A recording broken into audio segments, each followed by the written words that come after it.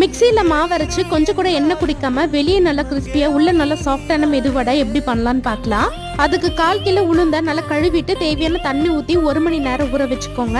இது நல்லா ஊறினதுக்கு அப்புறம் தண்ணி இல்லாம வடிச்சு மிக்ஸி ஜாருக்கு மாத்திட்டு ஃபர்ஸ்ட் அரைச்சிட்டு அதுக்கப்புறம் கொஞ்சம் கொஞ்சமா தண்ணி சேர்த்துட்டு இந்த அளவுக்கு நைஸா அரைச்சிக்கலாம்.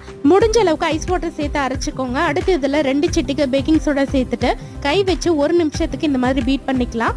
அப்பதான் வடை கல்லு மாதிரி ஆகாம உள்ள நல்லா ஸ்பாஞ்சியா இருக்கும். அடுத்து பொடியா கட் பண்ண 1 பெரிய வெங்காயம், பொடியா கட் பண்ண 3 பச்சை மிளகா, பொடியா கட் பண்ண இஞ்சி, கொஞ்சமா கருவேப்பிலை, கொத்தமல்லி, தேவையான உப்பு, 1/2 டீஸ்பூன் பெருங்காயத்தூள், 1 ஸ்பூன் மிளகு, லாஸ்டா 2 டேபிள் ஸ்பூன் அரிசி மாவு சேர்த்துட்டு எல்லாத்தையும் ஒன்று சேர நல்லா மிக்ஸ் பண்ணி விட்டுக்கலாம். அவ்வளோதான், மாவு வந்து ரெடி ஆயிடுச்சு. இப்போ எண்ணெய் நல்லா சூடானோடனே எப்பவுமே உளுந்த வடைக்கு செய்யற மாதிரி மாவுல லைட்டா ஓட்டை போட்டு எண்ணெயில சேர்த்துக்கோங்க. அடுப்பை மீடியம் ஃப்ளேம்ல வச்சுட்டு 2 சைடும் நல்லா கோல்டன் ப்ரௌன் கலர் வர அளவுக்கு ஃப்ரை பண்ணிக்கோங்க. எப்பவுமே மாவு கலந்த உடனே வடை சுட்டுருங்க. ரொம்ப நேரம்